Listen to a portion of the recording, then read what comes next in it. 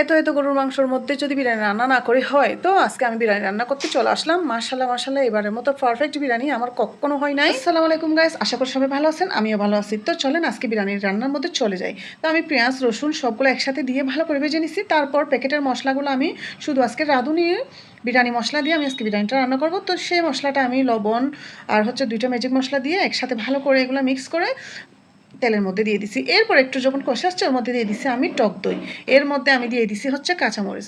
তারপর সবগুলো হয়ে যাওয়ার পরে ভালো করে যখন কষানো হয়ে গেছে এর মধ্যে দিয়ে দিব আমি ধুয়ে রাখা মাংস আর আলু কিন্তু আমি বেশি দিন, আমি শুধু 3টা আলুই দিছি। তো আপনারা দেখতে পাচ্ছেন। তারপর এগুলো ভালো করে নেড়ে ছেড়ে একটু কষিয়ে নিব, ভালো করে একটু কষিয়ে নিব। এর মধ্যে দিয়ে দিব আমি কয়েক ফালি লেবু। তারপর এগুলো দিয়ে দেওয়ার পরে এখানে আমি ভাতগুলো আগে সিদ্ধ করে রেখে দিছি। তো ভাত সিদ্ধ করে রাখার পরে এগুলো আমি মাংসের মধ্যে দিয়ে ভালো করে নাড়াচাড়া করে নিব। একটা জিনিস খেয়াল রাখবেন, মানে সবসময় যদি বিরিয়ানি রান্না করেন মোটা তলানিযুক্ত পাতিলে কিন্তু রান্না করলে কিন্তু বিরিয়ানিটা একটু কম লাগে। তো আমার আজকে বিরিয়ানিটা কিন্তু তেমন লাগে নাই। মাশাআল্লাহ কিন্তু অনেক সুন্দর, অনেক ঝরঝরে হয়েছে। তো দেখেন কত সুন্দর হয়েছে। আপনাদের কেমন লাগছে আমাকে কমেন্ট করে বলে যাবেন। তো বিরিয়ানি যখন রান্না করে ফেলছি একটু ঢং করে না পারলে কি হয়, তো একটু ঢং করে একটু প্লেটে নিচ্ছে আর কি। তো একটু ছবি টবি তুলতে হবে, সেই জন্য একটু ফ্যাশন করতেছি।